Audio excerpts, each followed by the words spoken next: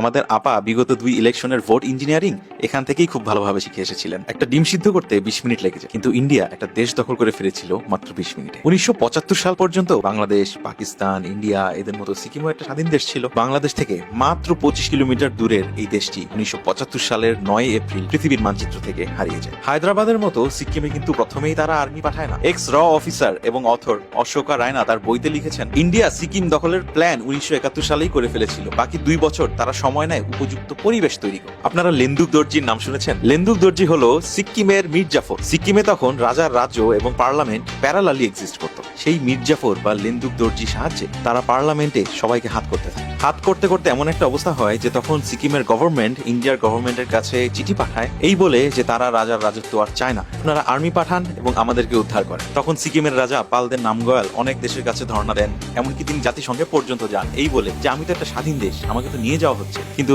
তিনি কোনো প্রকার সাহায্য পান।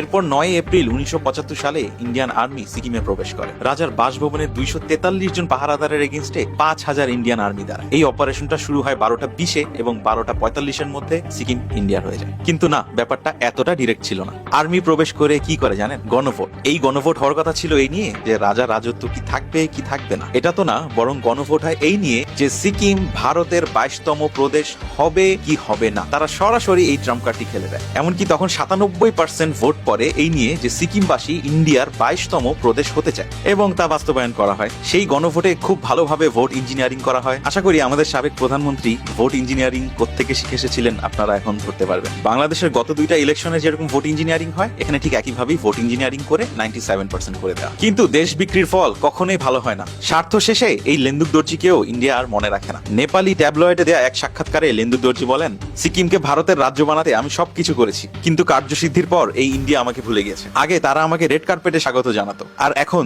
দ্বিতীয় সারির পলিটিশিয়ানদের সাথে দেখা করতে হলেও আমার সপ্তাহখানেক অপেক্ষা করতে হয়। ইন্ডিয়া কি বাংলাদেশের সাথে আবার সিকিমের মতো বা হায়দ্রাবাদের মতো ঘটনা ঘটাতে যাচ্ছে?